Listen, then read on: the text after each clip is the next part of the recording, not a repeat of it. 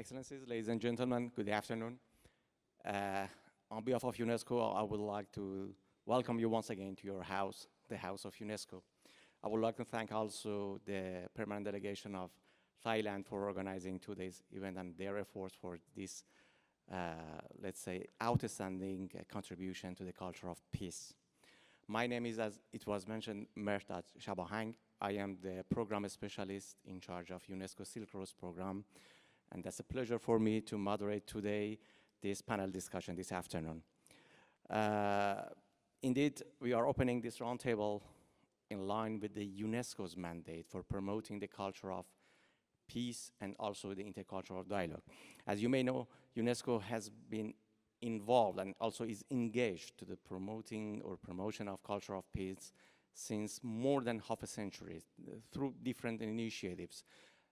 By, I would say, 1960s, UNESCO started the general and regional histories in order to bring the people of different cultures and also different regions together to write together a shared narrative of history and contribute to this culture of peace. Later, UNESCO launched the Roots of Dialogue initiative that was for, again, retracing the different channels, different roads that brought the people of different cultures and regions together for promoting the intercultural dialogue. One of the most, let's say, important and outstanding initiatives in this regard has been the Silk Roads program that was launched in 1988, more than 35 years ago. And within this initiative, UNESCO was also retracing and also identifying the history of the inter-religious dialogue and the exchanges between the different religions and how these exchanges contributed to a peaceful world during last centuries. Now this afternoon, we have the pleasure to have outstanding experts here for this roundtable, and I'm honored to moderate this roundtable, which has been supported by the NGO-UNESCO Liaison Committee. And the major goal of this roundtable is to highlighting the role of religious and spiritual traditions in developing a culture of peace and also non-violence through education. To this end, we are a little bit beyond our time, so allow me to go to our first speaker, Madame Béranger Savaliev, I'm sorry, the Peace Educator Officer or Education Officer for the Pax Christi movement. Madame Savaliev joined Pax Christi in April 2021, and as a Peace Education Officer, she has worked for the reception and also integration of the Russian-speaking asylum seekers and refugees, mainly from the Muslim republics of the North Caucasus and Central Asia. In the course of this work, she has witnessed the ravages of war and people with post-traumatic memories, which would later become the source of her commitment to peace, but also the resilience of the people who rely on the pillars of the faith and their relationship with transcendence. During the years, she has worked with those most in need. She also practiced a daily interfaith dialogue, essentially focused on achievements of the social practice and also social justice, and works in common charity. She is also involved in inter-religious rapprochement program, notably as a part of UNESCO working group. So I am pleased now to give the floor to Madame Savaliev to present her views to us this afternoon. Please, you have the floor.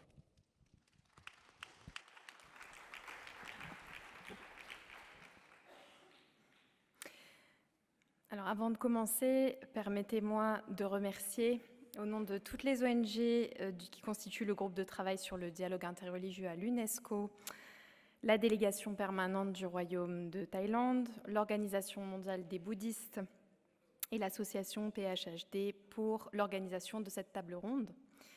Donc, je vais vous présenter un petit peu les activités de notre groupe à l'UNESCO et je tâcherai d'être concise et vous en donner donc une vue d'ensemble. Alors peut-être commencer par le constat qui nous a saisis et qui a été la base de notre désir de nous rassembler pour constituer ce groupe de travail. Plusieurs d'entre nous ont effectivement pu constater qu'au cours des dernières années, le dialogue interreligieux avait disparu des programmes de l'UNESCO, alors même qu'il avait été considéré pendant de nombreuses années comme un levier incontournable de la construction de la paix et l'entente entre les peuples. Or, l'Assemblée générale des Nations unies a pris une résolution le 10 décembre 2020 qui marque une prise en compte fondamentale du rôle du dialogue interreligieux dans la construction d'une culture de paix. Il s'agit de la résolution 75-26 pour la promotion du dialogue, de l'entente, de la coopération entre les religions et les cultures au service de la paix. Et cette résolution reconnaît, d'une part, que toutes les religions sont attachées à la paix et que, je cite, « le respect des différences culturelles, ethniques, religieuses et linguistiques contribue à la paix, à l'entente et à l'amitié entre les personnes de cultures et de nations différentes. » D'autre part, le dialogue entre les religions et les cultures y est désigné, je cite, comme un élément important des efforts faits pour la paix, la stabilité sociale et l'action menée pour atteindre tous les objectifs de développement durable. Que le dialogue interreligieux entre religions, groupes et individus, en particulier les chefs religieux, peut aider à faire mieux connaître et mieux comprendre les valeurs communes à l'ensemble du genre humain. Et que de ce fait, devraient être encouragées toutes les activités destinées, je cite, à promouvoir le dialogue entre les religions et les cultures de manière à renforcer la paix et la stabilité sociale, le respect de la diversité et le respect mutuel. Enfin, la résolution invite les États membres à continuer d'agir en faveur de la réconciliation afin de contribuer à assurer une paix et un développement durable, notamment en collaborant avec les communautés religieuses et leurs dirigeants, en prenant des mesures de réconciliation et de solidarité et en encourageant le pardon et la compassion entre les êtres humains, ce qui peut être fait aussi grâce au dialogue interreligieux. Donc ce pas en arrière nous a fortement interpellés, dans la mesure où l'UNESCO étant l'agence des Nations Unies spécialisée dans l'éducation à une culture de paix, nous estimons qu'elle doit continuer à considérer le dialogue interreligieux comme un outil efficace de la construction de la paix, et notamment pour répondre à des défis de taille, tels que la montée des extrémismes religieux, mais aussi l'augmentation des phénomènes d'exclusion et de rejet de la diversité observés dans nos sociétés dont les paysages sociaux et religieux sont en constante évolution. La construction de sociétés plus inclusives et plus pacifiques ne peut se faire aujourd'hui sans les apports cruciaux d'un dialogue entre religions et traditions spirituelles qui portent des valeurs partagées d'ouverture à l'autre, de recherche d'harmonie, de charité, et encouragent aussi à la résilience face aux injustices sociales et aux mécanismes d'oppression du monde d'aujourd'hui. Il nous a donc paru urgent de porter cette inquiétude au sein d'un groupe dédié à l'UNESCO et d'œuvrer en interne pour permettre au dialogue interreligieux de retrouver sa place, au même titre que le dialogue interculturel, au sein des programmes de l'UNESCO. Donc notre groupe a été créé en ce sens en juin 2021. Il rassemble aujourd'hui 8 ONG internationales, partenaires de l'UNESCO, représentant des religions différentes et toutes engagées dans le dialogue interreligieux. On peut compter comme membres de notre groupe l'Organisation mondiale des bouddhistes, New Humanity, Pax Christi International, l'association AISA, le Conseil international des femmes juives, les religions pour la paix, l'IFOR et l'Office international de l'enseignement catholique. La mission principale que s'est donnée notre groupe a été formulée ainsi: promouvoir le dialogue entre les religions et les traditions spirituelles pour participer au développement d'une éducation à une culture de paix et de non-violence et à la citoyenneté mondiale. Nous poursuivons 4 objectifs. Le premier, sensibiliser les États membres et les secteurs de l'UNESCO, les ONG, sur les richesses et les enjeux du dialogue interreligieux à l'heure de sociétés multiculturelles. Le deuxième, collaborer à des travaux communs avec les secteurs de l'UNESCO, notamment celui des sciences humaines et sociales. En troisième, assurer un suivi auprès des États membres pour encourager la mise en œuvre de la résolution 75-26 que j'ai citée précédemment. Et enfin, mener à bien des projets en lien avec le réseau des chers partenaires de l'UNESCO. Depuis la création de notre groupe, nous avons mené plusieurs actions de différentes natures pour atteindre ces objectifs. En premier lieu, nous avons été actifs dans la préparation de la conférence générale de novembre 2023 et avons formulé 2 amendements à soumettre aux délégations pour faire apparaître l'importance du dialogue interreligieux dans les axes de travail prioritaires de l'UNESCO pour 2024-2025. Ces amendements visaient à demander, d'une part, que soit inclus dans les programmes éducatifs des États membres l'enseignement de l'histoire des religions, de la règle d'or, ainsi qu'une éducation à l'éthique et à la morale comme composante essentielle d'une éducation à une culture de paix et de non-violence. D'autre part, que soit accordée une attention particulière à la lutte contre les extrémismes, la radicalisation et la stigmatisation des identités culturelles et religieuses dans les actions de lutte contre les discriminations et en faveur de l'inclusion menées par les États membres. En parallèle de cela, le travail de notre groupe a été inscrit par la Conférence internationale des ONG dans les axes de travaux pour 2024-2025. Notre groupe a également cherché à se faire connaître auprès des délégations de plusieurs États membres, et notamment du sultanat d'Oman. Au vu de l'intérêt porté par le sultanat d'Oman et de son investissement pour la coexistence pacifique des religions et des cultures dans la péninsule arabique, notre groupe a pu opérer un rapprochement en vue d'une collaboration à l'occasion de la Journée internationale du dialogue comme garantie de paix. En lien avec l'association partenaire Baradza, ici présente, notre groupe s'est vu confier la mission d'organiser une table ronde lors de cette journée pour valoriser le rôle et la contribution du dialogue interreligieux dans l'éducation à une citoyenneté mondiale. Pour des raisons indépendantes de notre volonté, cet événement n'a finalement pas eu lieu à l'UNESCO, mais notre groupe a profité de la venue des différents experts et intervenants internationaux pour organiser un échange entre ONG, pour partager autour de nos différentes expériences de terrain, mettant en œuvre différentes approches du dialogue interreligieux.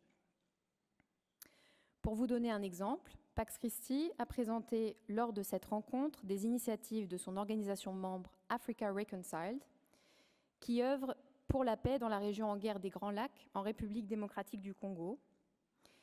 Depuis sa création en 2011, cette ONG opère à des rapprochements informels et collaboratifs des leaders religieux responsables de différentes communautés pour les former à la non-violence active, leur apprendre à analyser les dynamiques de violence qui sévissent entre habitants et envisager des alternatives non violentes au cycle de vengeance.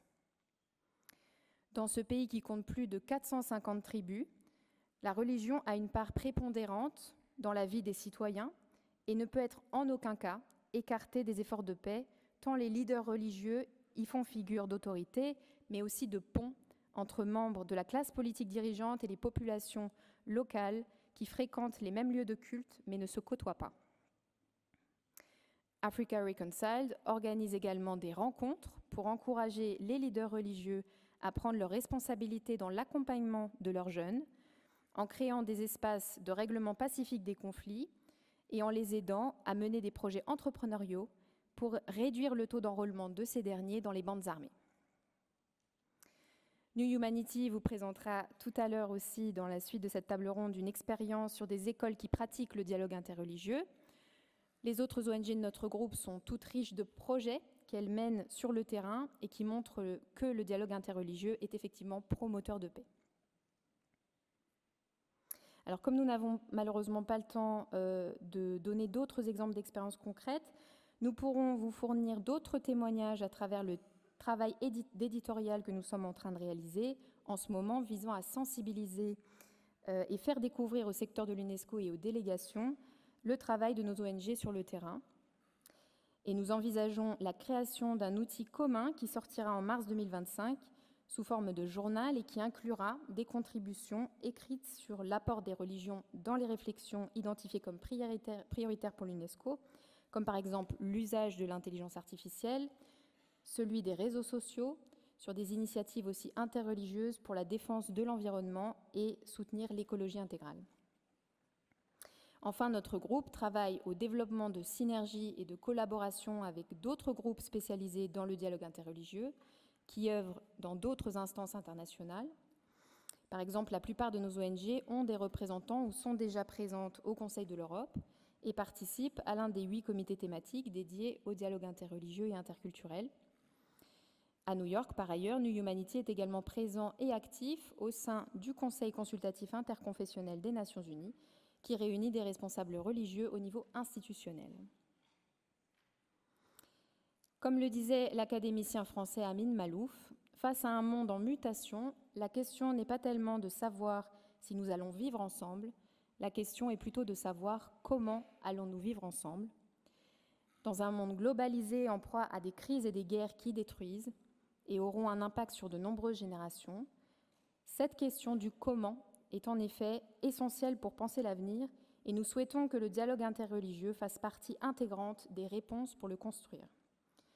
Nous pensons qu'il est possible de s'accorder sur des valeurs communes à l'humanité, des valeurs fortes, inaliénables et inviolables, qui concernent et donc ont le potentiel de pouvoir rassembler tous les hommes et tous les peuples.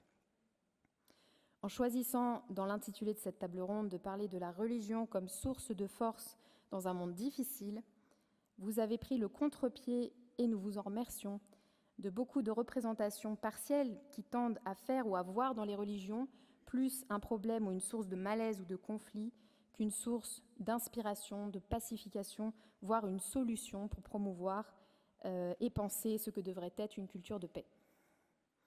Or, derrière ce terme de religion se cache en réalité un triptyque dont notre monde a grandement besoin, qui se compose de la foi en quelque chose qui dépasse l'homme, qui pousse le deuxième élément, la volonté humaine, à se mettre au service d'une cause qui le dépasse, tout en témoignant dans l'action d'une sagesse qu'on aimerait voir rayonner à nouveau dans notre monde actuel.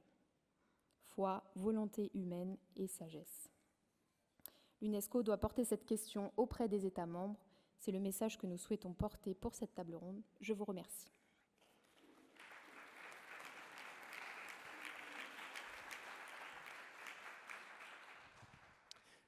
Merci beaucoup, Madame Savaliev, pour votre présentation de vos activités, bien évidemment très importantes, très intéressantes. Et l'UNESCO aussi souhaiterait savoir davantage de vos activités à ce propos. Excellencies, ladies and gentlemen, allow me now to turn to our second speaker of this panel discussion. Oh, if I may keep my papers. I apologize. Yes, Madam Anneke Weber, the Professor for Intercultural Research Methods and Statistics in Lippstadt University of Applied Sciences and president of in Germany indeed, and the president of Association Baraza. Madame Weber has been very active and she has studied economics at the John Wolfgang Goethe University in Frankfurt am Main in Germany, with an exchange study at the University of the New York School for Social Research in USA. Her dissertation was in the impacts of the ethnic diversity on education in Africa at the University of Zurich, Switzerland. And she also spent 5 months conducting field researches in Kenya and Tanzania in this regard. As a guest lecturer, she taught micro and macroeconomics at the National University of Rwanda. Also, she has worked in USA and in Switzerland as a consultant in the Human Development Department of the World Bank. She worked also as a research officer in the Econometrics and Applied Statistics Department at the Joint Research Center of the European Commission in Italy. Also, if I may, you see, she is very active. She has also worked in Eurostat as the statistical office, in the statistical office of the European Commission in Luxembourg, where she has developed health indicators to compare progress in EU countries. Now you have the floor, and we are very eager to hear from you, from your perspective. toward our roundtable discussion today. Thank you very much. If I may have my slides, perfect. So thank you very much for this kind introduction.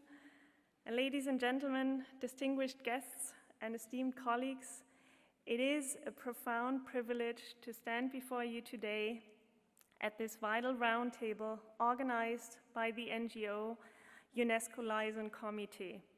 Thank you very much again for inviting me to share some insights on activities to overcome the challenges of interreligious and interfaith dialogue. These are inspired by my own research on multicultural teamwork at the Hamm-Lippstadt University of Applied Sciences and by our practical experiences at Baraza, a non-profit organization based in Germany. And if I can have my next slide.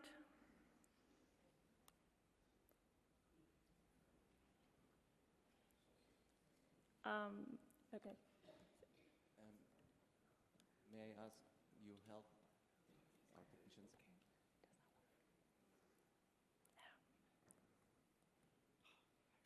Okay, no worries. Let me just continue.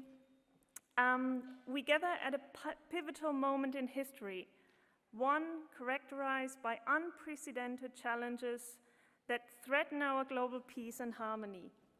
Yet, amidst these trials, we also have an extraordinary opportunity to foster interfaith and intercultural dialogue, harnessing the strength of our diverse spiritual traditions to cultivate a culture of peace.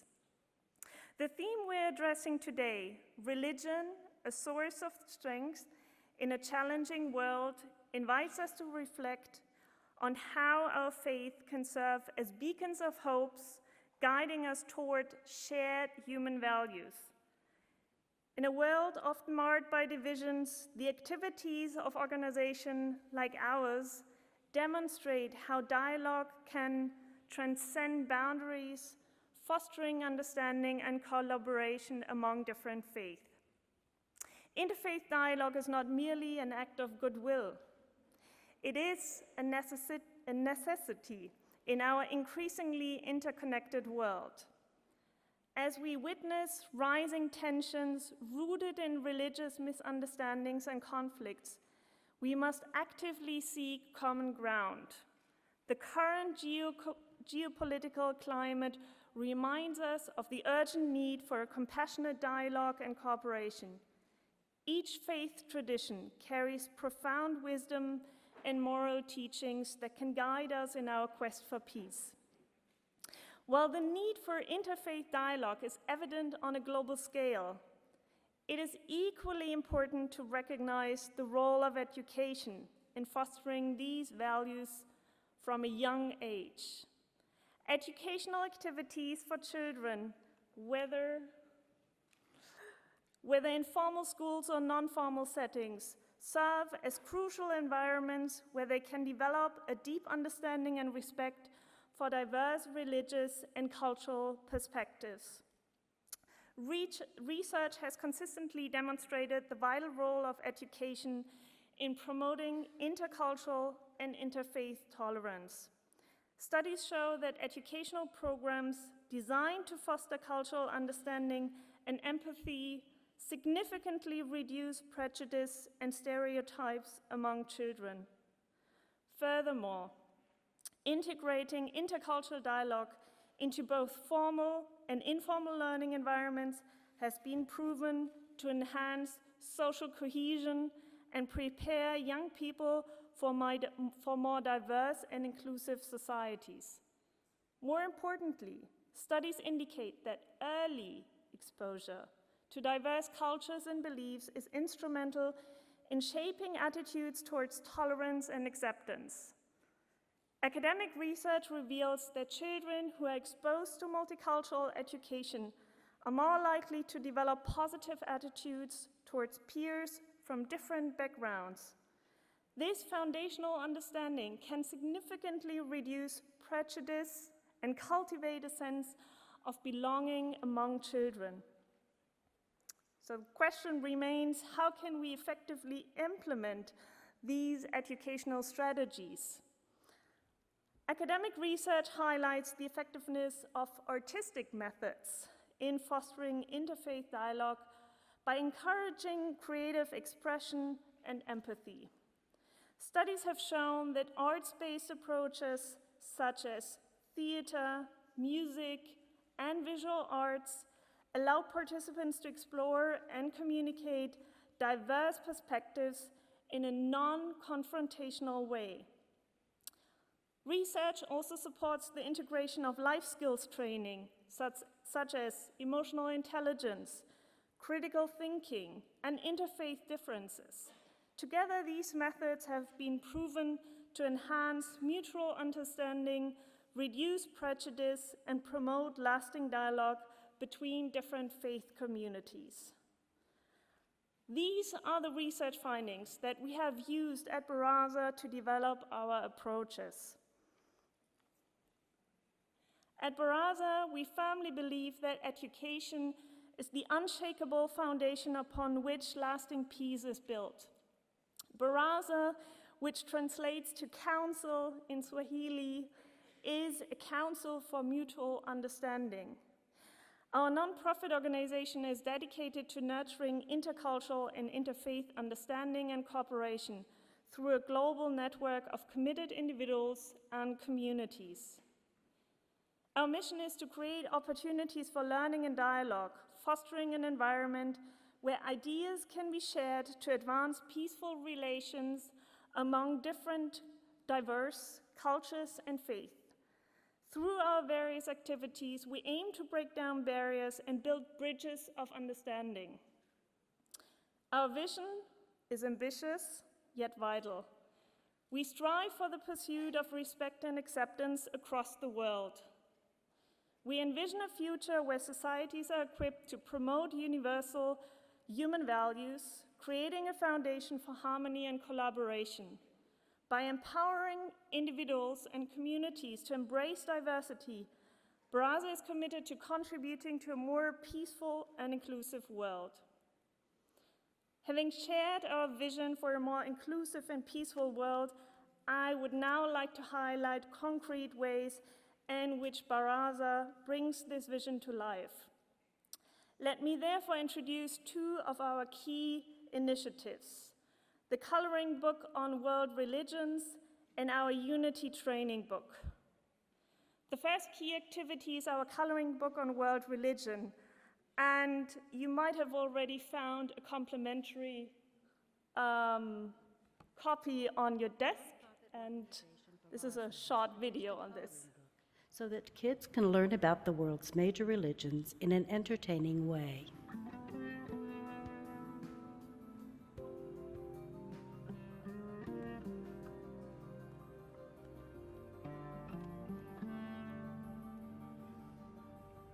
It's free to download.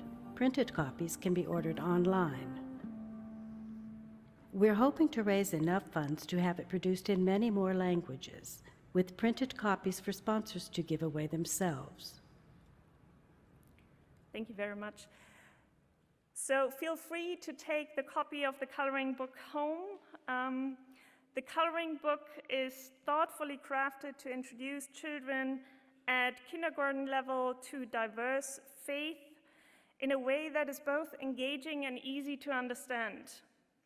In an age where children are often exposed to divisive narratives and misunderstandings about different cultures and religions, this coloring book serves as a vital tool for education and empathy. And it is also what has been repeatedly shown in research, namely that early exposure to diverse perspectives can significantly reduce prejudice and foster inclusivity. The coloring book introduces children to the richness of various faiths in an engaging and approachable manner. By incorporating elements of arts and storytelling, we allow young learners to explore and appreciate the values, beliefs, and practices that shape the world around them. Through this creative engagement, we encourage curiosity, dialogue, and respect. The coloring book is available in 16 languages and has been already distributed to schools in Indonesia, Lebanon, Germany, Switzerland, Bosnia and Herzegovina, and Bulgaria. The feedback we received from educators and parents alike has been overwhelmingly positive. Teachers report that the coloring book has sparked meaningful discussions in classrooms, enabling students to share their own experiences and learn from another. Parents have expressed gratitude for a resource that not only entertains, but also educates the people about the diversity of religions and faith.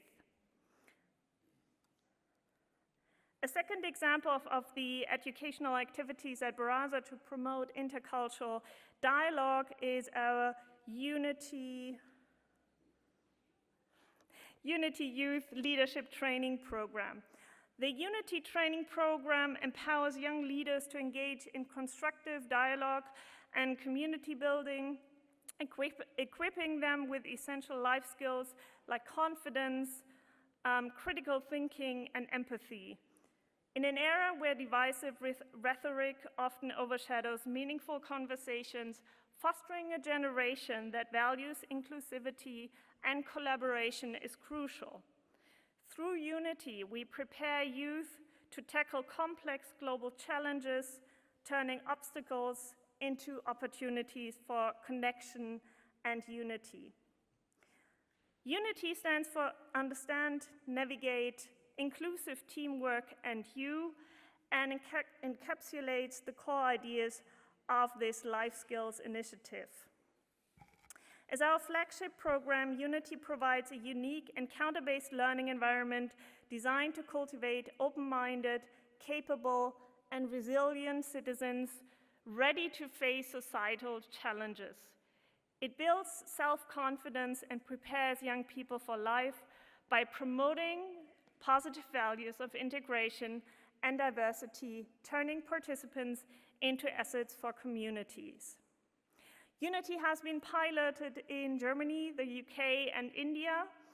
The overwhelmingly positive feedback from the initiative led to the program's expansion, and we actually work right now on a Train the Teachers program and also introducing the Unity module to younger ages.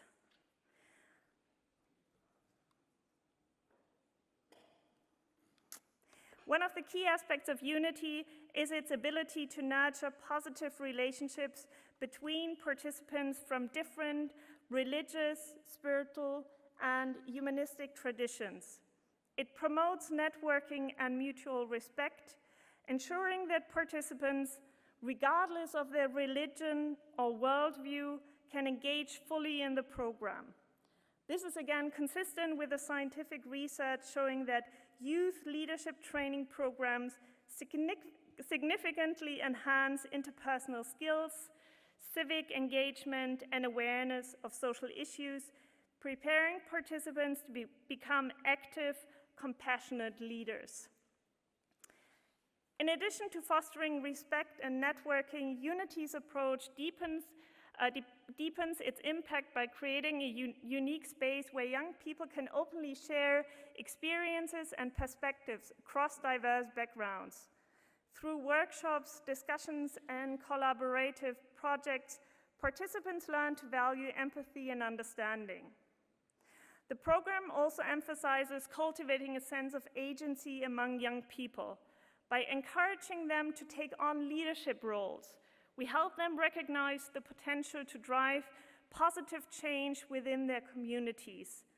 Participants engage with pressing issues such as social justice, environmental sustainability, and cultural understanding, discovering that they can actively shape the world around them. Feedback, again, has been both inspiring and affirming. Many participants have reported that the program transformed their perspective on leadership and community engagement. They now feel more confident initiating conversations around difficult topics, building bridges between opposing viewpoints. This is precisely what Unity seeks to achieve, a new generation of leaders equipped with not only knowledge, but also the empathy and courage to advocate for peace and understanding. The coloring book on world religions and the Unity program are two examples of Baraza's initiatives. Drawing on these examples, I would like now to discuss two broader points on promoting interfaith and intercultural dialogue. Firstly, activities to promote intercultural dialogue should be introduced from a very early age to lay the foundation for lasting peace. When young children learn to value and understand these diverse cultures and beliefs and perspectives, they develop empathy, tolerance, and the skills needed to navigate in an increasingly interconnected world.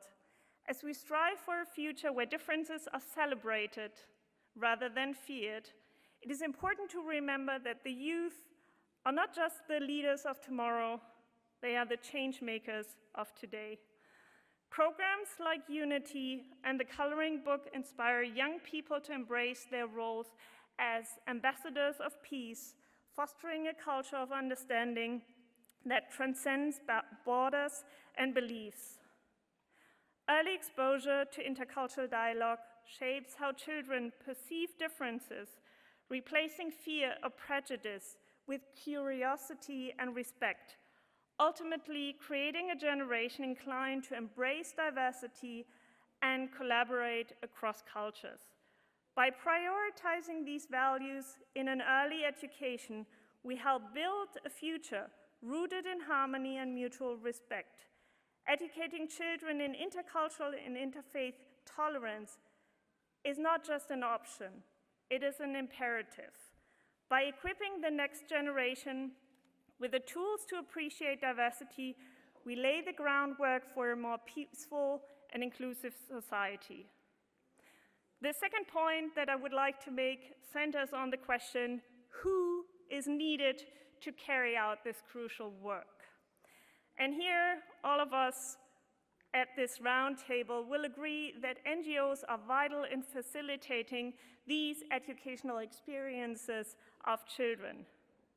Research supports this and highlights the crucial role NGOs play in fostering intercultural and interfaith dialogue, stepping in where formal education systems may fall short. Schools often prioritize standardized curricula and lack the flexibility, time, or resources to engage meaningfully with intercultural exchange. In contrast, NGOs are uniquely positioned to address these limitations by adapting readily to local contexts, societal shifts, and emerging needs, facilitating authentic, cross-cultural, and interfaith connections that encourage and respect empathy. Through diverse programs, from community-based workshops to youth dialogues, NGOs create platforms that actively divide and foster mutual understanding. These learning opportunities, often difficult to incorporate with traditional educational structures, allow individuals to connect on a deeper level, cultivating cultural sensitivity and an appreciation for shared values across diverse backgrounds. The work of NGOs thus complements formal education by creating inclusive spaces that encourage collaboration, dispel stereotypes, and empower people to become advocates for intercultural dialogue. Moreover, the impact of grassroots organizations in promoting interfaith understanding cannot be overstated. In many regions, these organizations work tirelessly, often at great personal risk, to bring communities together, educate young people, and build lasting relationships between different faith groups. Their unwavering commitment to peace building acts as the lifeblood of social cohesion, inspiring a culture of inclusivity that spreads beyond communities and into society at large. For NGOs to continue their essential work effectively and sustainably, financial support is paramount. Much of the impact relies on the dedication of volunteers, but to sustain these efforts, reliable funding is crucial. Financial contribution enable NGOs to expand their programs, invest in resources, and build the necessary infrastructure for long-term intercultural and interfaith initiatives. This support can come from various sources, including government funding and multinational organizations like the UNESCO, and we're very grateful for everyone that we can be here today, which recognize the value of intercultural education in fostering global peace and understanding. By providing consistent financial backing, states and international bodies can ensure that NGOs have the stability to carry out this vital work, reaching more communities and creating lasting change. And in closing, I invite each of us to commit to cultivating a culture of peace that extends beyond our lives and enriches those of future generations. And we can find inspiration in the words of Mahatma Gandhi: if we are to teach real peace in this world, and if we are to carry on a real war against war, we shall have to begin with the children. Together, we hold the power to create a legacy rooted in understanding and respect, where every individual, regardless of background, is valued and their voice uplifted. As we move forward, let us remember that our shared humanity far outweighs any differences. Together, let us shape a world where diversity is celebrated and peace is the common hope that unites us all. Thank you very much.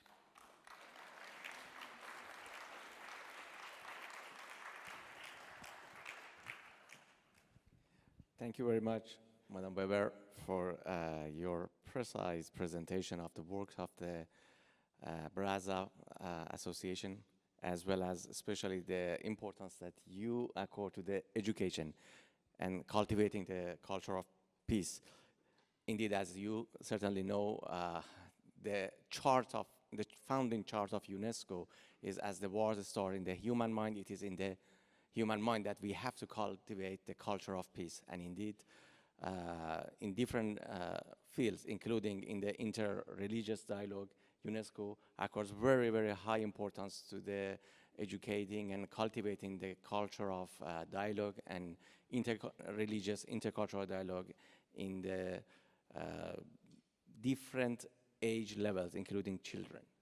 They are very important. So you can count on UNESCO to support your activities, and we hope that we can benefit from the result of your NGO and other NGOs work in this field.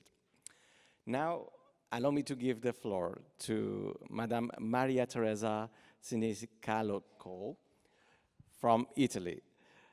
She works as an expert for the National Institute for the Evaluation of the Italian Education System, where she was previously National Project Manager of the OECD PISA.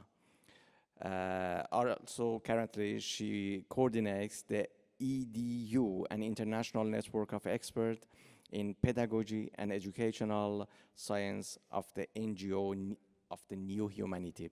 Now, we have the pleasure to have your views and your insights in regard to our this afternoon roundtable. You have the floor.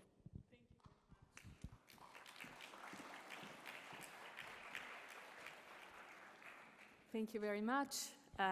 Good morning or good afternoon to everyone. Je vais parler en français. Donc bonjour à toutes et à tous. Alors le titre de cette contribution à cette table ronde est « Quelle éducation pour promouvoir la paix ?» Donc c'est un titre ambitieux, mais on va le voir à travers l'expérience des deux écoles qui nous disent que la paix est le fruit d'une éducation à vivre ensemble entre différentes religions et cultures, en se rencontrant à travers le dialogue de la vie. Alors, comment et avec quels résultats ces écoles ont opéré? La première école dont on va parler, c'est une école qui se trouve au Pakistan, et qui s'appelle Mission School d'Alwal. Et elle va de la maternelle à la 8e année. Alors, ces deux écoles, j'ai oublié de dire, sont en partenariat avec Humanity. Cette école a été fondée, dirigée par des chrétiens, mais la majorité des élèves sont musulmans. Donc 580 sur 600 sont musulmans, 20 chrétiens. Et entre les enseignants, 31, 14 sont chrétiens, 17 sont musulmans. Donc dans cette école, le dialogue interreligieux est vraiment fait partie intégrante de la vie de l'école. Il passe par des choses très concrètes. Alors la première, c'est la connaissance. On explique à tous la signification des fêtes religieuses de l'une et de l'autre religion. Après, il y a l'acceptation mutuelle avec la capacité de se mettre à la place de l'autre. Par exemple, au Ramadan, même les élèves chrétiens renoncent à leur goûter. Et après, il y a un partage des valeurs qui sous-entendent les fêtes. Et par exemple, le partage de la dimension du don, qui est au cœur du Noël, a fait que les élèves ont eu l'idée de porter des cadeaux tirés de leurs jouets, tirés de leurs vêtements, pour des enfants qui ont plus besoin. Et après, il y a même des partages de moments de prière, et notamment une prière pour la paix, exprimée dans des termes universels, qui est dite tous les jours à 11 heures, et chaque jour, cette prière est menée et animée par une classe différente. Alors, mais pour aller plus en profondeur, à voir ce comment, à la base de tout ça, il y a une grande attention à la relation. Alors, la relation, prendre soin des relations, en vivant la règle d'or dont on a parlé, plusieurs personnes ont parlé ce matin, et cette règle d'or qui, pour l'aider à vivre, a été déclinée en 6 maximes. Et ces maximes, ces points, ont été prises de points de l'art d'aimer de Chiara Lubick, fondatrice du mouvement de Focolari. Et ces maximes aident à aimer tout le monde, chacun mais tout le monde, en faisant le premier pas et en visant à une relation réciproque. Alors, non, je vais en arrière. Donc, voilà. Et donc, cette règle, ces maximes ont été écrits sur un dé, et le dé est lancé dans cette école une fois par semaine. Et après, pendant la semaine, tout le monde, élèves et professeurs, vivent la maxime qui est sortie sur la face en haut. Et au bout d'une semaine, ils se retrouvent et ils partagent les expériences qu'ils ont faites. Et à travers cet outil, ce dé, il y a une pédagogie. Il y a la pédagogie de porter l'attention sur nos actions en faisant attention qu'elles soient alignées avec les valeurs qu'on porte, dans la maxime qu'on veut vivre. Et il y a la réflexion sur les fruits de nos expériences. Et il y a l'idée de partager ces expériences à travers, tout simplement, en se les donnant, en se les racontant, ce qui porte même la personne qui les a vécues à les comprendre mieux. Voilà, donc cette pédagogie et des très nombreuses versions de ce dé ont été faites. Là, on voit le dé de la paix qui a été développé par Living Peace, qui est un programme d'éducation à la paix qui fait partie de Humanity, mais il y a le dé de le sport pour vivre cette attention dans le sport. Il y a le dé de la terre pour vivre l'écologie avec l'attention justement à notre planète. Il y a le dé des psychologues, il y a le dé des entreprises, et il y a aussi un dé du dialogue interreligieux qu'on verra à la fin. Alors, quels sont les résultats?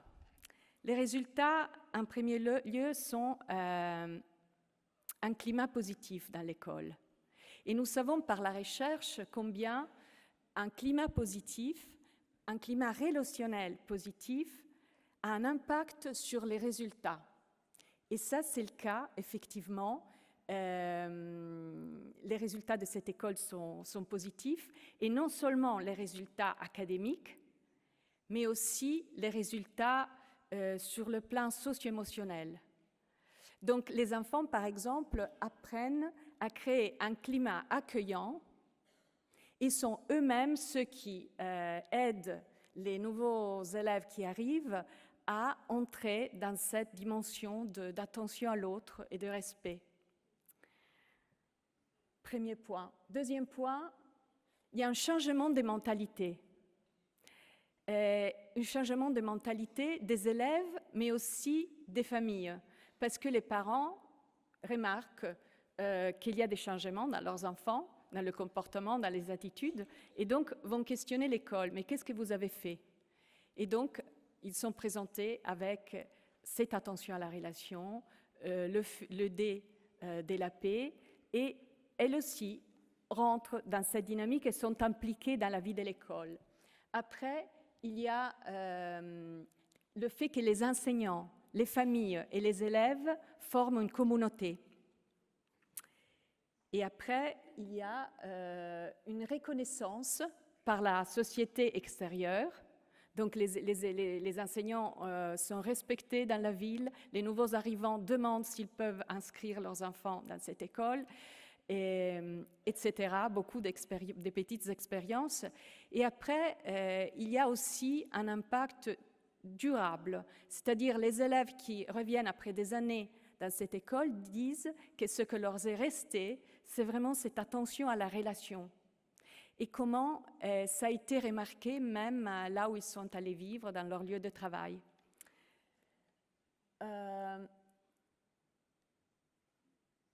Voilà, j'ai l'impression que les slides, ce n'est pas la dernière version, mais ce n'est pas grave. Ce dialogue interreligieux, ce dialogue de la vie, contribue à développer la compétence globale, c'est-à-dire cette chose dont on parle depuis des décennies, et qui est à la base du cible 4.7 des objectifs de développement durable, qui dit que nous avons vraiment besoin d'apprendre à vivre en paix.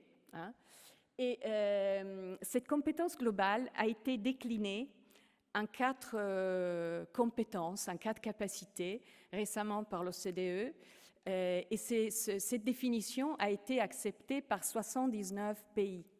Les pays qui participent à PISA, cette enquête internationale sur les acquis des élèves.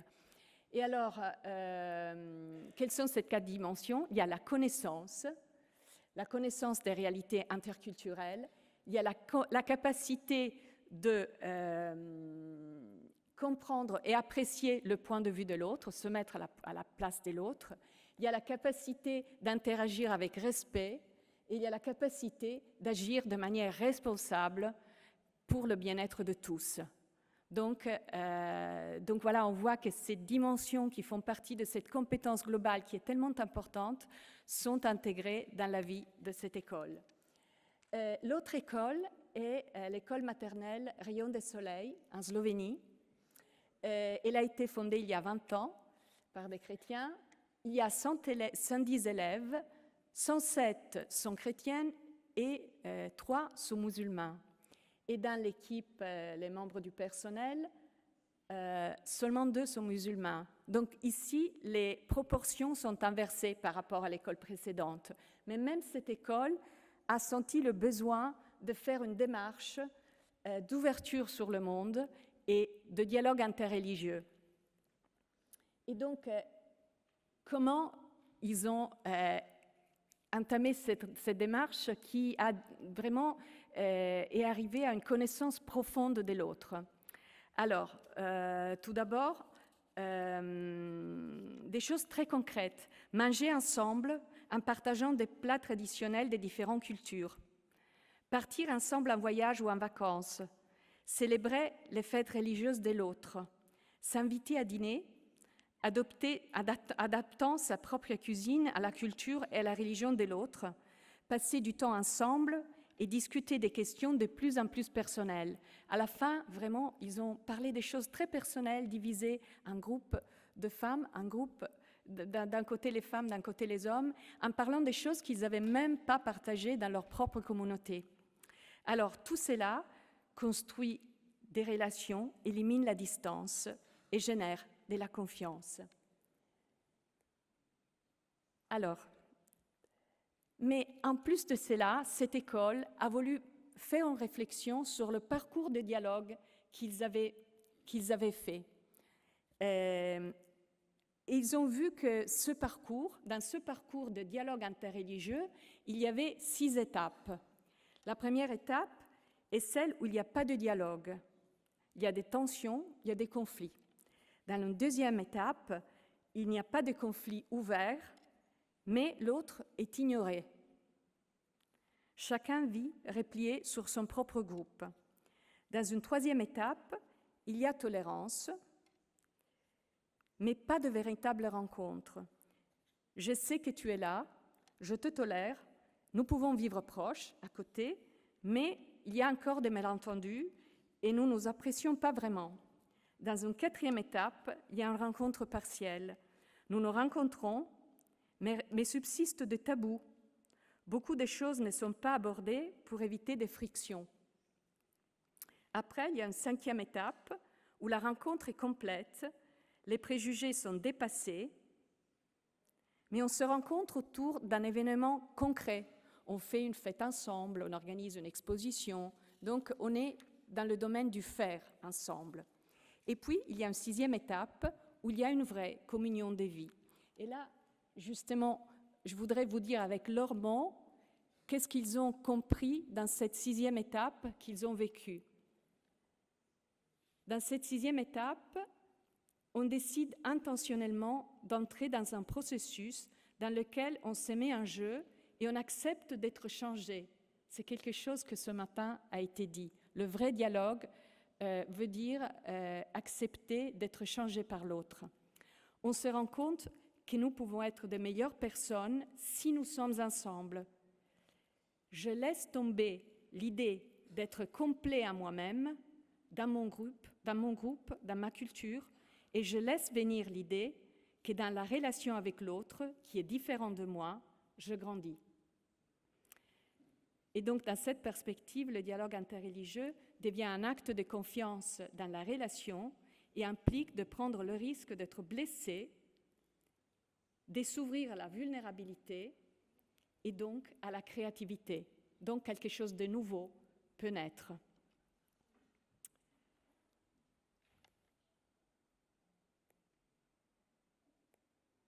Alors, là, concluding thoughts.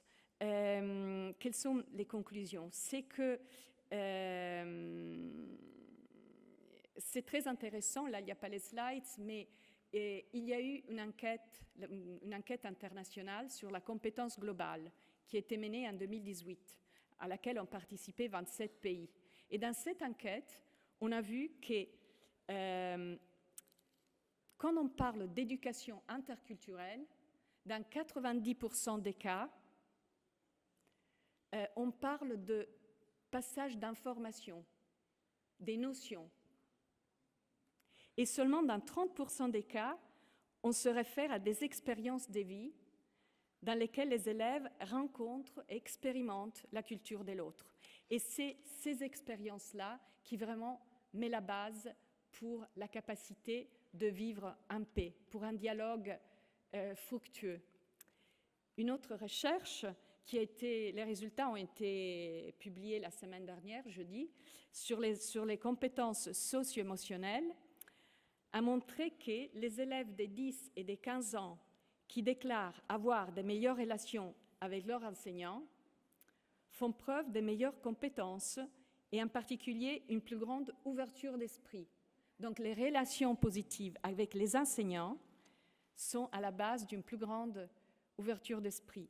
Autre résultat, des relations fortes entre pairs sont corrélées avec des meilleures compétences sociales et une plus grande confiance dans les autres.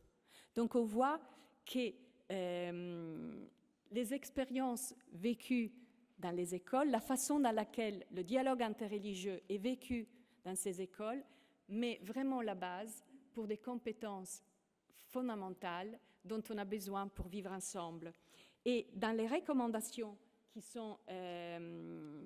qui ont été données pour développer ces compétences socio-émotionnelles, il y a, et ça résonne beaucoup avec ce qu'a dit le professeur Weber avant moi, donc créer des structures qui favorisent l'apprentissage social et émotionnel. Les écoles devraient créer ces structures. Aligner pratiques et valeurs. Offrir des expériences d'apprentissage holistiques. Construire le sens de la communauté dans les écoles et promouvoir les relations pour favoriser les compétences. Promouvoir les relations pour favoriser les compétences. Donc on voit comment c'est important de mettre au centre la relation, la qualité de la relation basée sur cette règle d'or.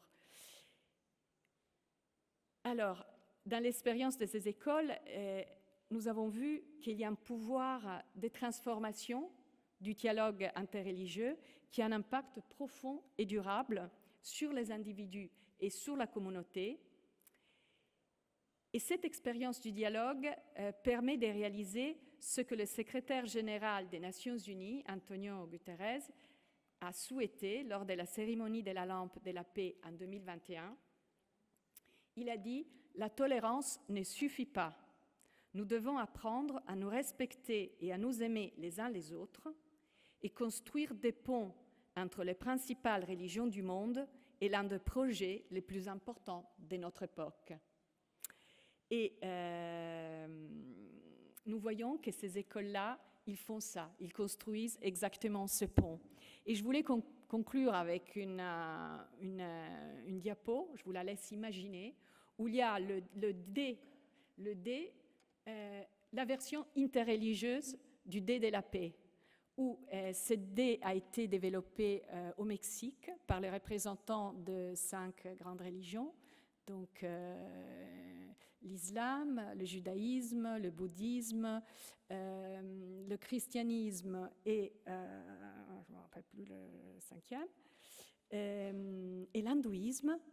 Et chaque représentant a proposé une phrase à écrire sur une face du dé, une phrase qui représente le cœur de sa tradition religieuse.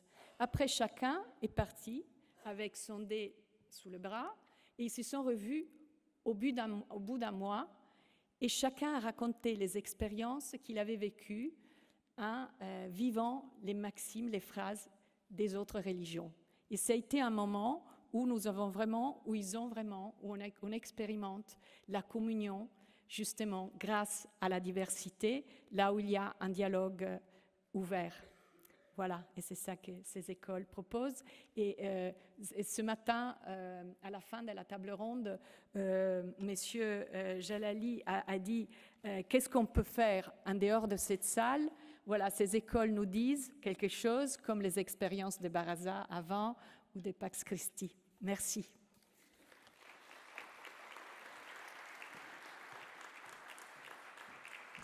Merci beaucoup, Madame Siniscalco, pour votre présentation. Oh, oui.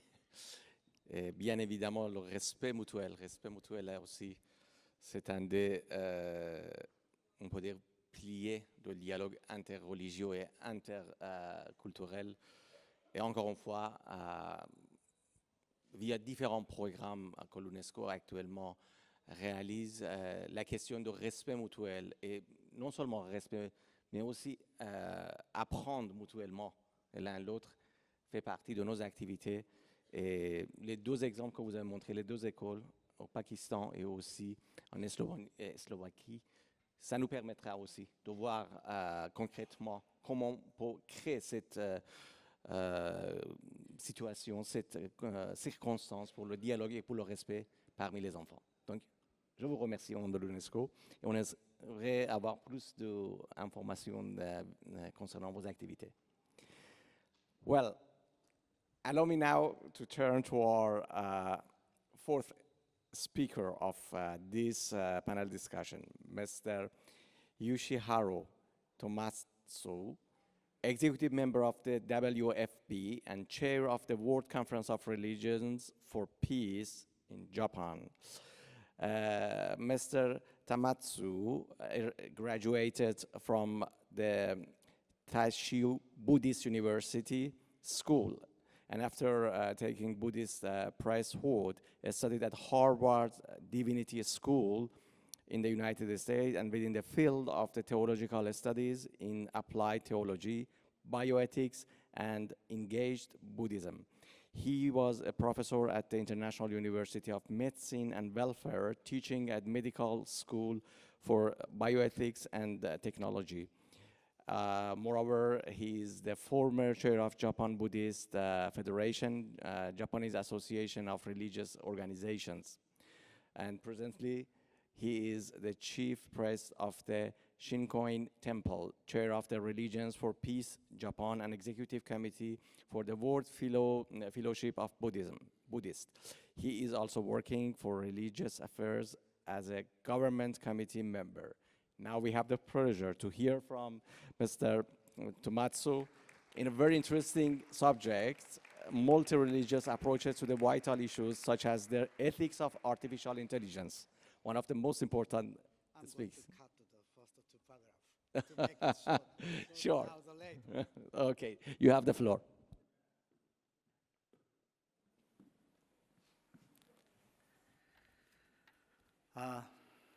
Good afternoon, ladies and gentlemen.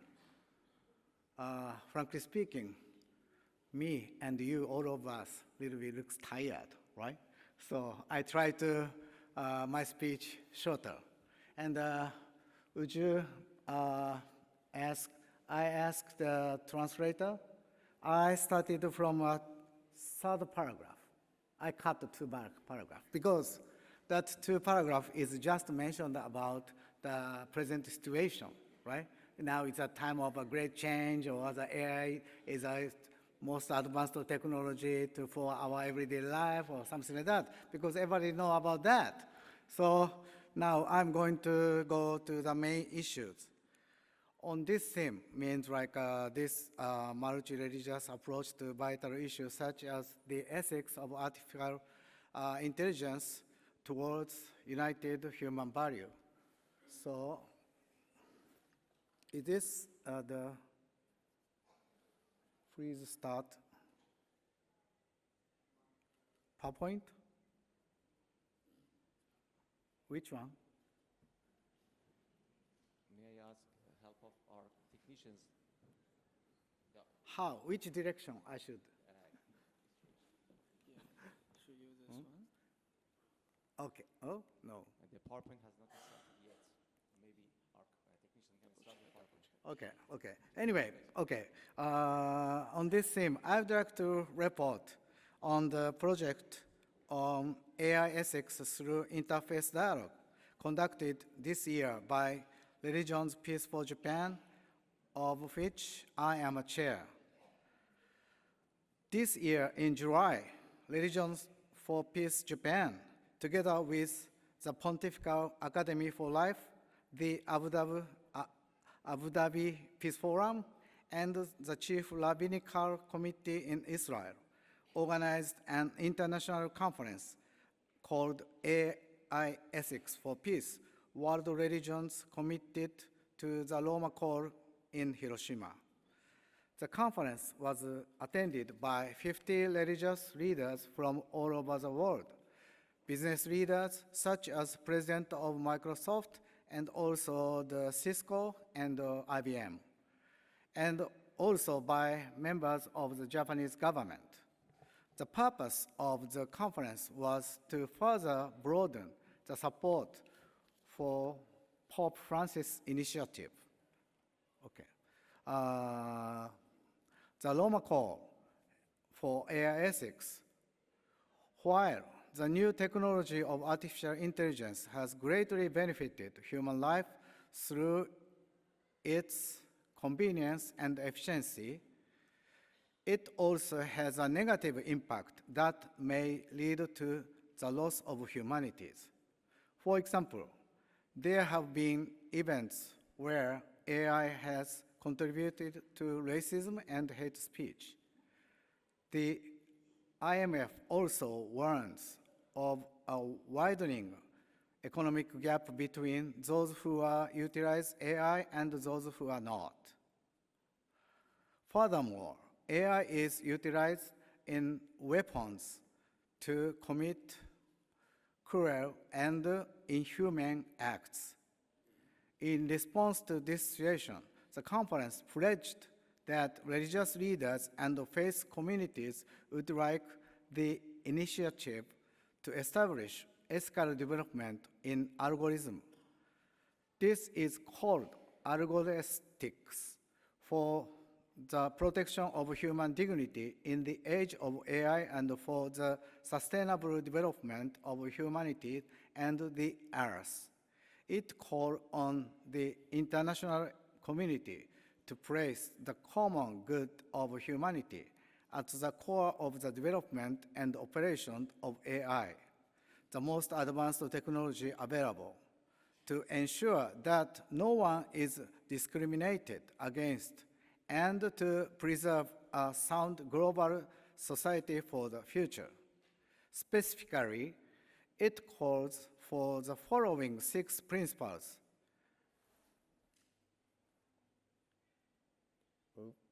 Yes. In the development and operation, AI, 1, transparency, 2, inclusiveness, 3, responsibility, 4, fairness, 5, reliability, and 6, security and privacy. I would like to little bit explain about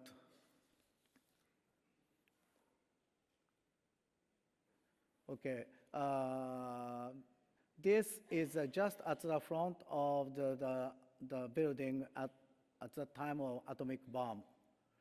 And this is this very particular meeting, because, for example, in Japan, sometimes we get together with government people or the CEO of the big company, but after they finish speech, as soon as possible, they left. But this time, there's Brad Smith, the CEO of the Microsoft, and also like the Cisco and the Vice President of IMF. They stayed from the beginning to the last, and they participated all the conference. They discussed together, talk together to everybody. That is a very, very rare. I'm really impressed. And but this Japanese minister, he just go back after his speech. But anyway, this is also the president of the WFB, His Excellency Paroptayari, was participated as a representative of Buddhist community, because this is not by my request, but by Pontifical Councils, Vatican's, like a request. Please call the Parop to this conference. That is essential, because of, WFE is, how do you say, covered all over the world. So he signed. That means, regardless of, the country, the center of the WFB, we have a duty to follow this call. And also, because we had this in Hiroshima, so we made, besides Roma call, that Hiroshima appeal, and AI be used only for the welfare of humanity, and not for the destruction and injury of life, because that is behind. We had 2 atomic bombs in Hiroshima and Nagasaki. And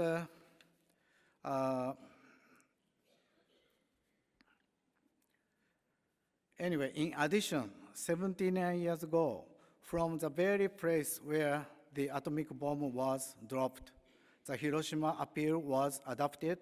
It calls for an immediate end to all armed conflicts, the prohibition and abolition of all weapons of mass destruction, including nuclear weapons, and the use of AI only for the welfare of humanity and not for the destruction and injury of life. After the conference, these recommendations were handed directly to then former Prime Minister Fumio Kishida of Japan by Japanese religious leaders. Today, the issue of AI ethics has become a pressing issue at the political level as well. At the G7 Hiroshima summit last year, the Japanese government launched the Hiroshima AI process to lead the creation of international AI rules. Therefore, in this meeting with the Prime Minister, the strengthening of cooperation and solidarity between politics and religions on this issue was confirmed. Finally, I would like to consider what is united human value by religion, the theme of this session. I believe that it is very teaching of faith common to many of the world religions, which has been passed down through history. It is often referred to as the golden rule. Almost everybody talk about this. The Quran, for example, says, whoever saves a life, it will be as if they saved all of humanity. The New Testament commands, so whatever you wish that others would do to you, do also to them. In addition, the Dhammapada, a collection of sayings of the Buddha, states, hatred is never appeased by hatred in this world. By non-hatred alone is hatred appeased. In many, the World Peace Prayers Conference, always everybody cited these words. But how it works? So today, I would like to introduce some historical facts. Japan was saved by this word. And just after World War II, in 1951, San Francisco Peace Treaties. I'm going to show. This is a speech by the Sri Lankan Finance Minister, J.R. Jawaharlal Nehru. He's very difficult to pronounce, I'm sorry. But anyway, speech at the conference for the conclusion and the signature of the Treaty of Peace with Japan, San Francisco, USA, 6 September 1951. This is, actually his speech. But before that, he mentioned, he renounced,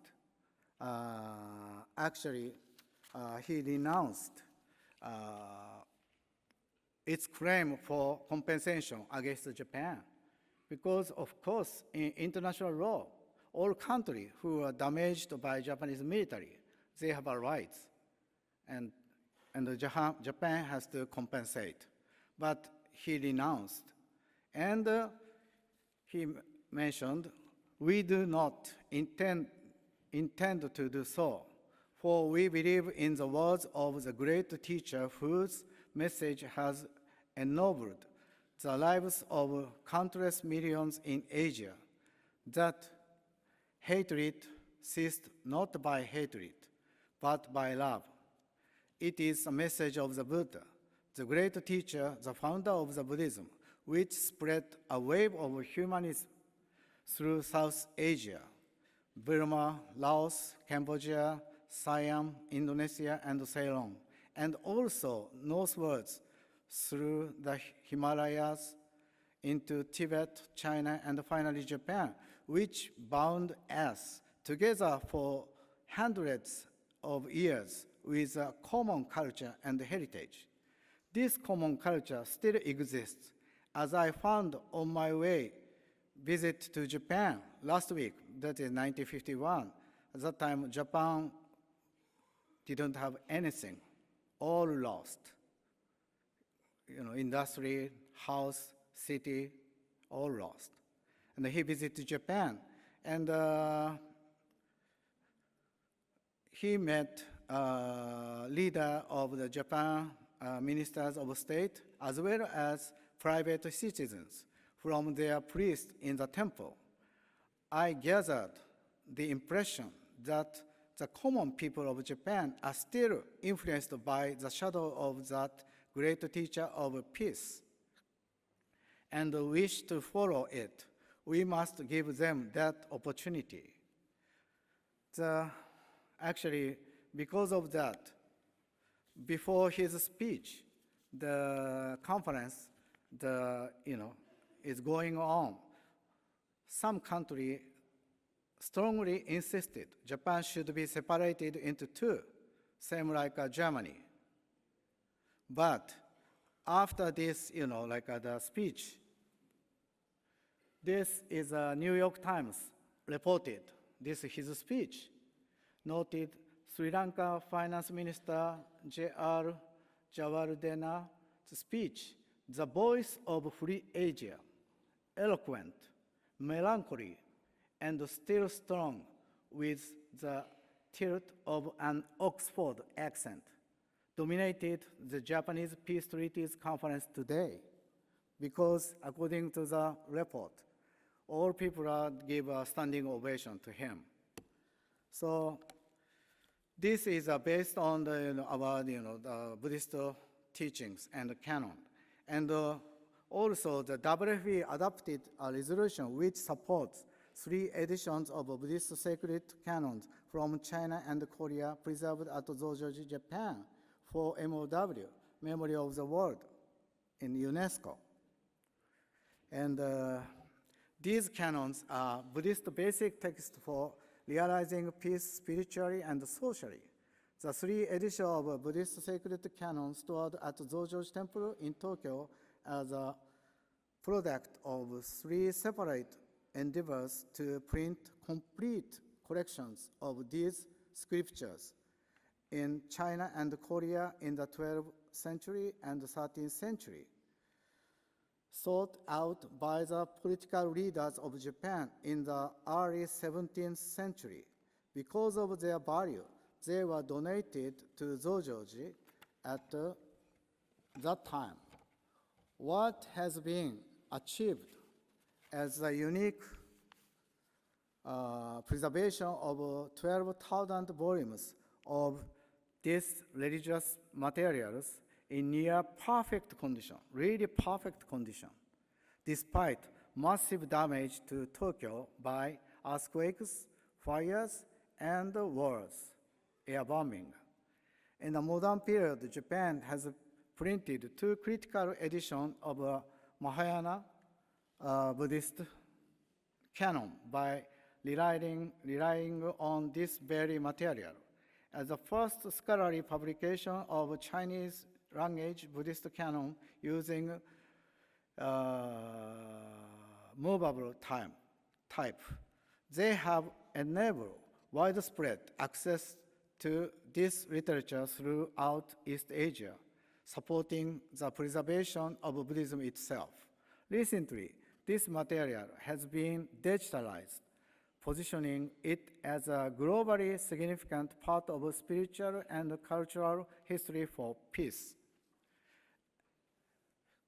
In the context of WFP and religion for peace, it is the belief that as fundamentally relational, our well-being is intrinsically shared, and that all people exist in an interconnected life, which is shared by the religious people of the world.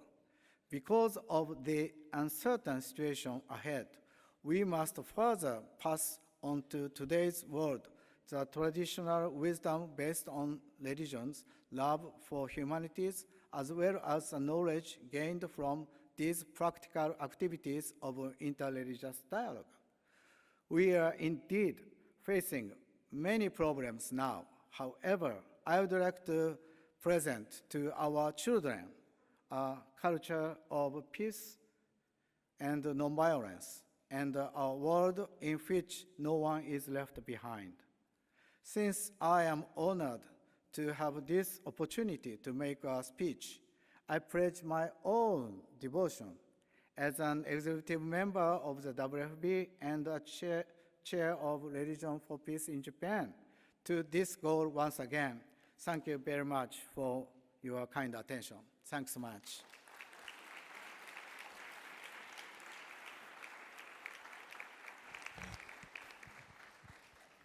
Thank you very much, Mr. Tomatsu, for your speech. And indeed, you raised a very important issue that nowadays, as you may heard, artificial intelligence has become one of the most important activities within UNESCO different sectors, and especially within the sector that I am work for, the social and human sciences sector, as we have released now since almost 3 years, the UNESCO recommendation on ethics of the artificial intelligence.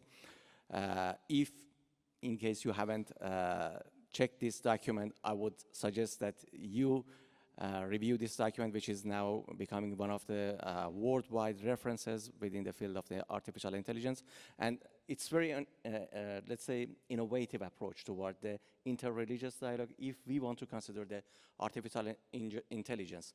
The issue of the hate speech that you raised is really, that's an issue that my colleagues, especially within different sectors of UNESCO, in sector of education, in sector of communication and information, and indeed within the social and human sciences sector, we are dealing with this issue. And again, we count on your contribution to this issue as well. I thank you so much. And now our last speaker of this afternoon panel discussion is Mr. Fabio Petito, Professor of Religion and International Affairs in the Department of International Relations at the University of Sussex, where he also leads the Religion and Foreign Policy Initiative. He is also head of the ISPI program on religious and international relations, supported by the Italian Minister of Foreign Affairs and International Cooperation, and also he has been a member of the OSCE/ODIHR panel of the experts on the freedom of religion and belief. You have the floor, and we are going to listen to Mr. Petito about interreligious engagement as a seed of hope in our troubled times. You have the floor. Thank you. Thank you very much. I just want to express my gratitude to the permanent delegation of the Kingdom of Thailand, to the UNESCO and the World Fellowship of Buddhists for this invitation.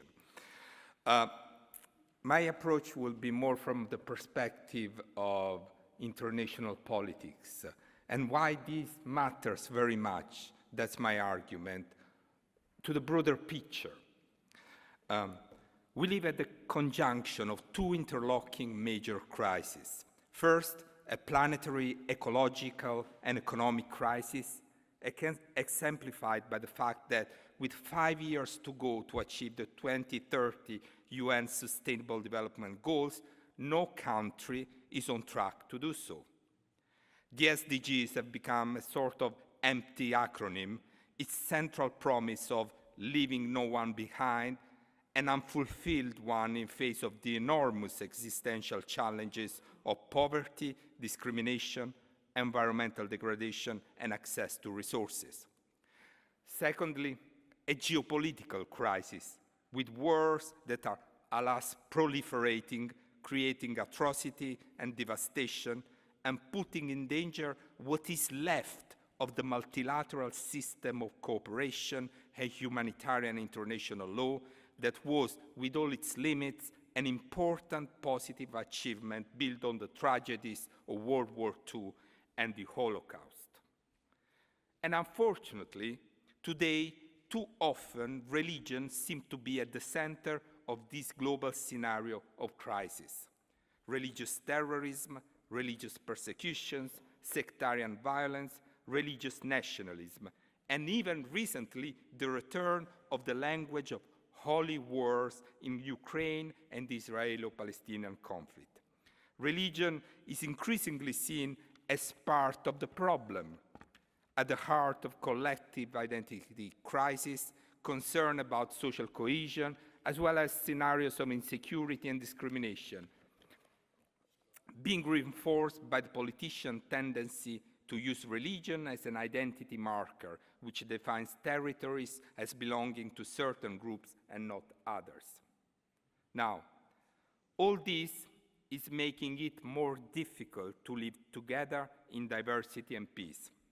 One might say that the global political crisis in the 21st century is a crisis of disunity, and it also includes a global religious crisis of some kind. Now, against this sometimes gloomy background, however, there are seeds of hope for unity, and they can be seen to grow through the process of a new era of interreligious solidarity, which has been developing globally and locally in the 21st century. Although not as noisy and difficult to evaluate, there has been a remarkable rise in the efforts of religious leaders, community, and faith-based organizations to respond to political violence and tensions through interreligious dialogue and collaboration. An interesting and powerful example of this new trend has been the historical document on human fraternity, co-signed now 5 years ago by Pope Francis and the Grand Imam of Al-Azhar, Sheikh Ahmed Al-Tayeb in Abu Dhabi. With this document, the two religious leaders sent a powerful message in favor of political inclusion and against the discrimination of minorities, especially in countries where Islam or Christianity represent the majority religion. The argument goes as follows: if we are all children of the same God, we are all brothers and sisters, then we cannot treat each other as slaves. We all need recognition and respect, including the right to participate in public life as citizens with full rights, freedoms, and responsibilities.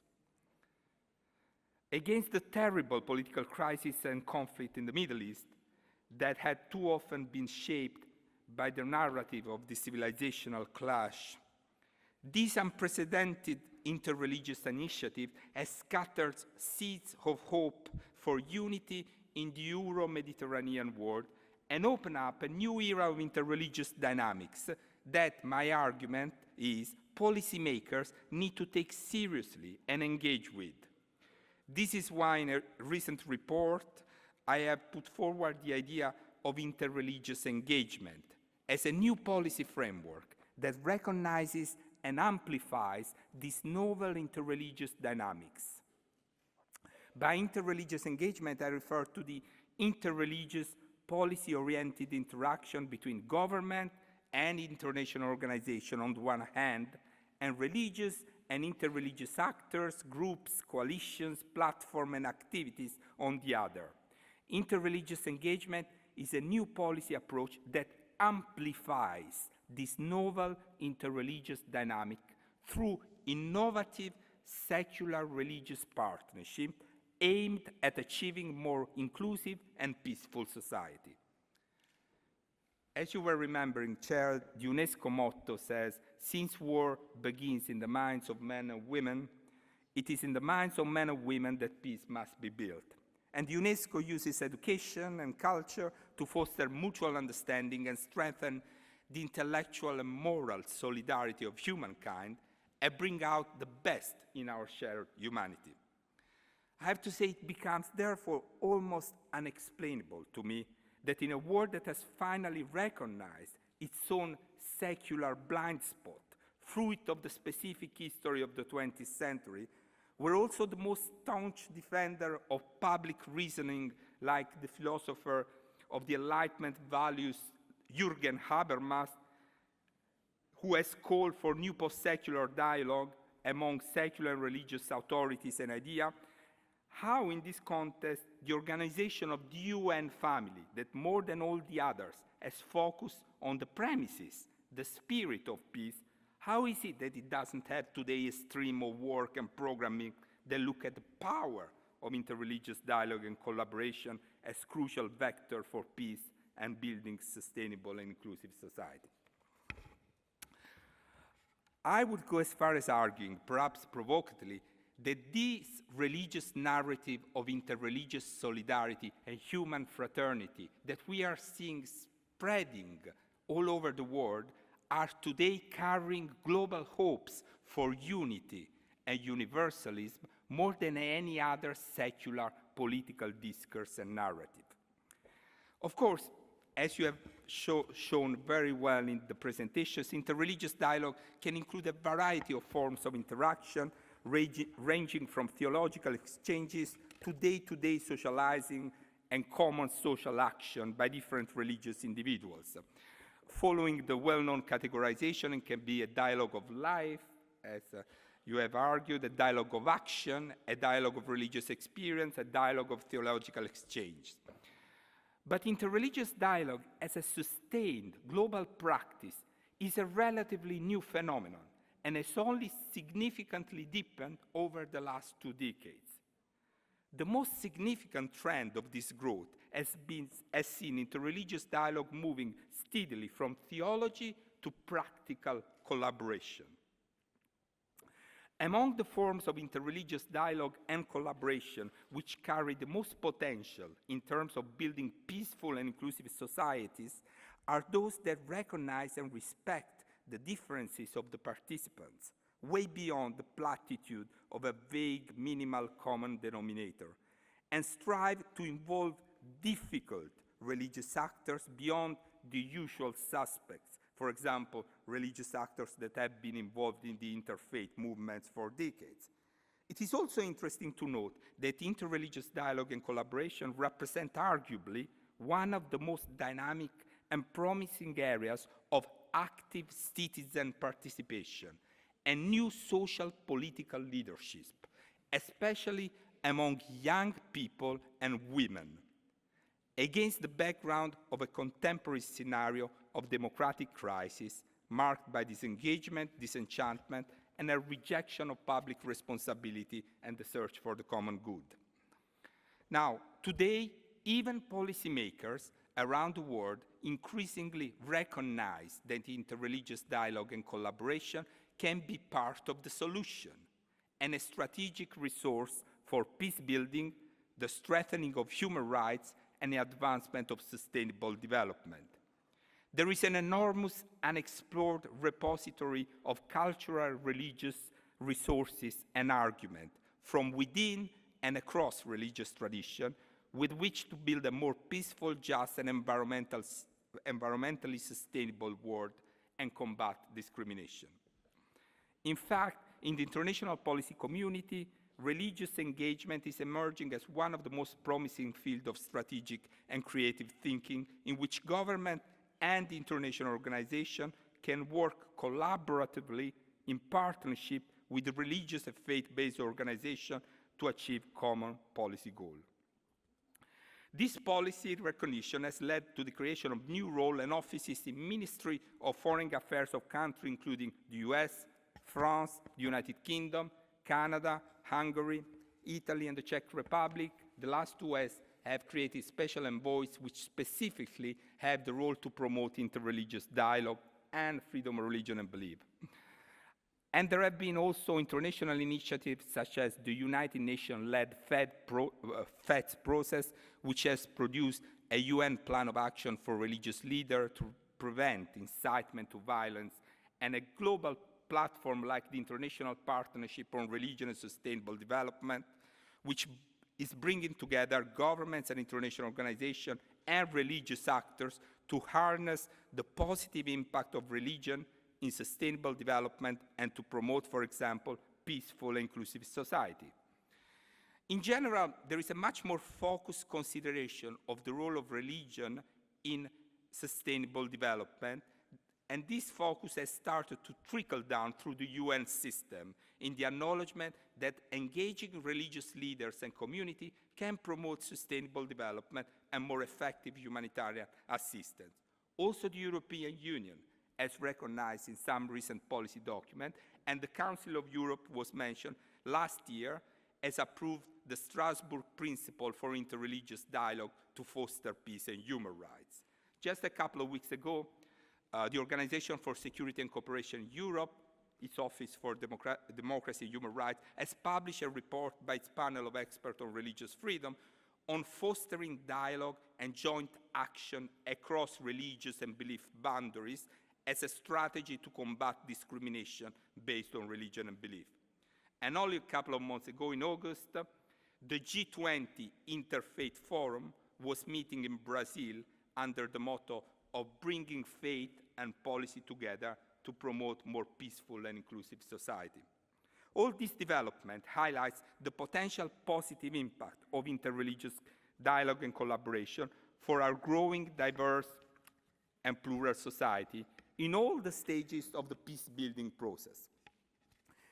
It also appears to recognize that the post-secular insight that religions actually possess resources such forgiveness and reconciliation that government and international organizations do not, and that therefore, in situations of tensions and conflict, collaboration between the different religious communities involved is vital. This is not only about big discourses and ideas. I think the COVID-19 crisis has highlighted the significant potential of religious community and organization to engage together in acts of solidarity that build community resilience and respond to the needs of vulnerable members of society locally, from food banks to mental health support, from tackling loneliness and intolerance to supporting older people, just to mention a few examples.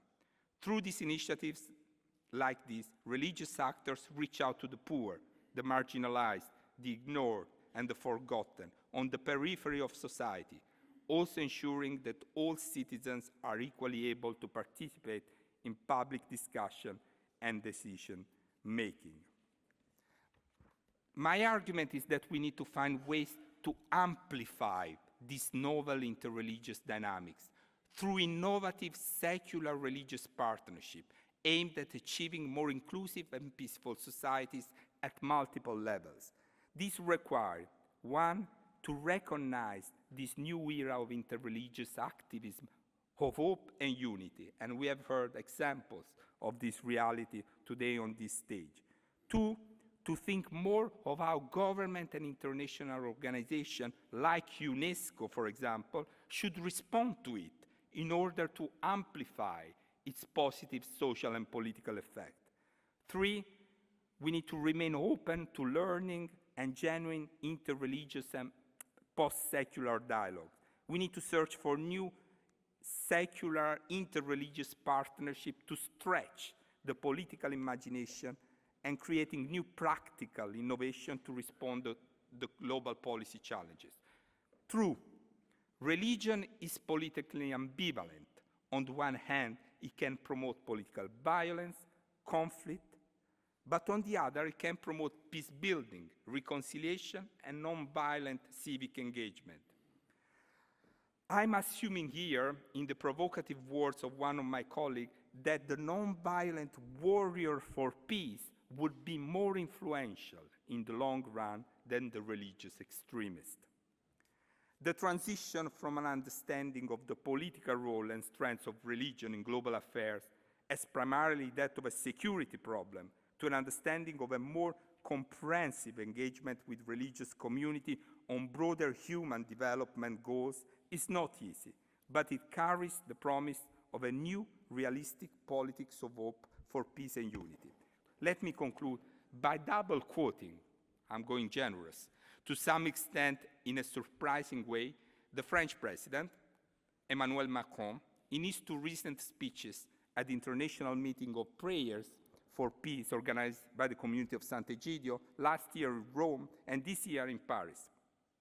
Macron argued that against today's multiple social political crises, all religions have an even stronger role to play in what he called the must of resistance, le devoir de la résistance, against any form of politics which doesn't respect the dignity of every human being, as well as in fostering a message of universalism which is not hegemonic and so much needed in our increasingly fragmented world. And just a few weeks ago in Paris, Macron endorsed the conference title, Imaginez la paix, on the ground that we need a new prophetic alternative imagination for a vision of peace and a different kind of politics. A striking but courageous and visionary call from the institutional representative of laïcité for the new forms of innovative religious secular partnership for the common good of Europe and all the world. Is there a better global laboratory of ideas for this sort of common and vital objective, working together for peace, than UNESCO? Thank you very much.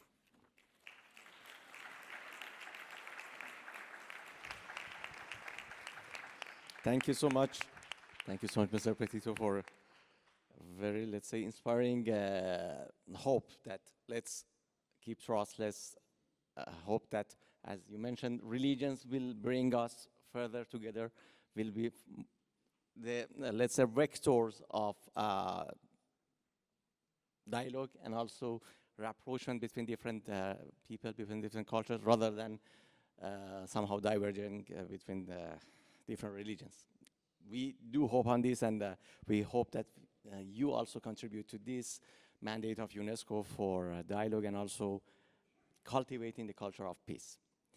Excellencies, ladies and gentlemen, we are coming to the end of this roundtable, but we have still 10 minutes almost that we may use in case there are questions or comments. So I would now, yes, please, if you can give the floor to His Excellency, former Ambassador of Islamic Republic of Iran, Ambassador Jalali. You have the floor, please. Thank you very much, Mr. Shabang, and I enjoyed all talks. Let me bring a question which may open the field for another conference in the future. But I think all of the participants can react to that, because I have deep questions, as I mentioned in my intervention this morning briefly.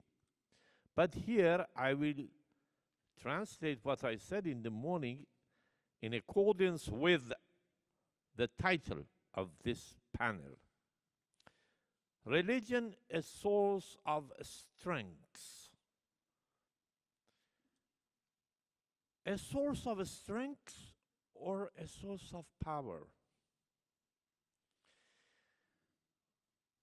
The problem will happen when, during the history, people use religion as a source of power, institutionalize that as a language of power. And you know that at least from 16th century, which philosophy governs the realm of power? Machiavelli. And that governs all political philosophers. You know that. This is what we see in the world. If we translate religion somehow to become a source of power, then it will shift to the danger which was mentioned by some participants, including Professor, the last speaker. Here, if I use the title of the last speaker, it says, New Secular Religious Partnership. If you are not secular, you cannot have any kind of dialogue. By secular, I don't mean anti-religion. I mean meta concept, which governs all religions. I am a Muslim. It is not the time here. Of course, I have some studies in Christianity and others, Judaism. There is in the holy books, there is a concept, meta concept, above religion, and that is justice. Justice is not a divine concept. Justice is a secular understanding of human being, and it is very explicitly, clearly said that all prophets came here to help us for justice. Justice is not something that is respected because prophets recommended that. No, prophets can be respected if their teaching come to justice. Justice is a secular understanding which governs, and even any kind of teaching, according to holy book, including the Quran that I know, if the teachings of any prophet is not translated into justice, then there is no respect for that teaching in accordance to the holy book. Therefore, I want to say that when you say secular religious partnership, it is a good term. It's the first time I saw here, but it is better to give some definition for that. What do you mean? Because by secularity, we can think of something above religion, which is a human-made concept, and that is justice. My final point, I have a lot, but I don't want to make a speech. But then you said that theological dialogue.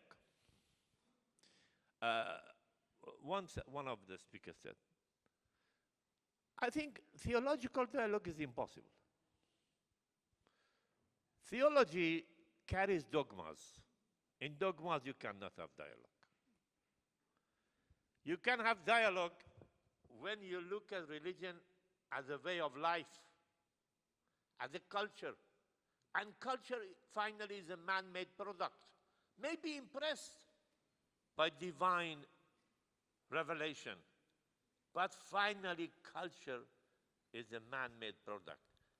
And in the end, may I say that when we say inter-religion dialogue, of dialogue of religions, or dialogue of cultures, we have nothing called religion walking here, this religion, that religion, they sit down together. No, we have people. When we call dialogue of civilized or culture, we don't have something called culture and walking, or come and sit on this table. Finally, we have people.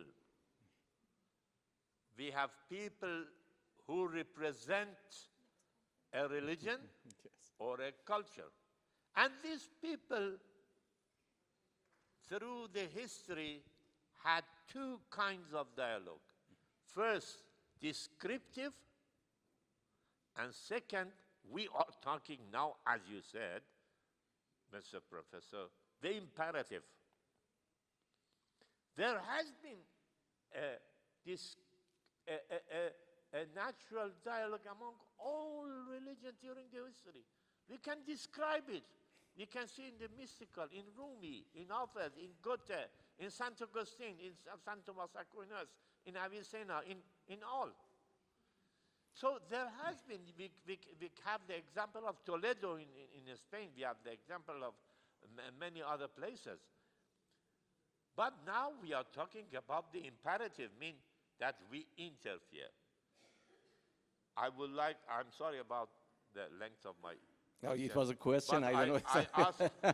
I asked people, because that was very important topic, distinguished panelists, to at least to give an explanation on what I said, if it is relevant for a future conference. Thank you so much, Your Excellency. You want to take? No, thank you. Thank you very much for your question. I will say this.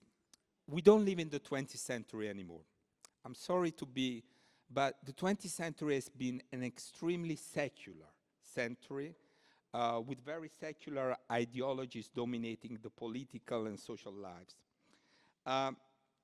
One of these, the basic idea was that religion will disappear. This was the secularization thesis, was the basis of most of ideas.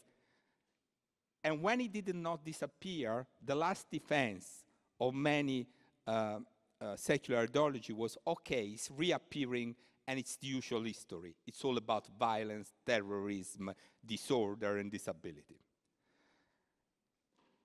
I think what I was trying to suggest is that we are not seeing the other part of the stories, because we still have some secular blind spot. I have to say very strong in some institutions.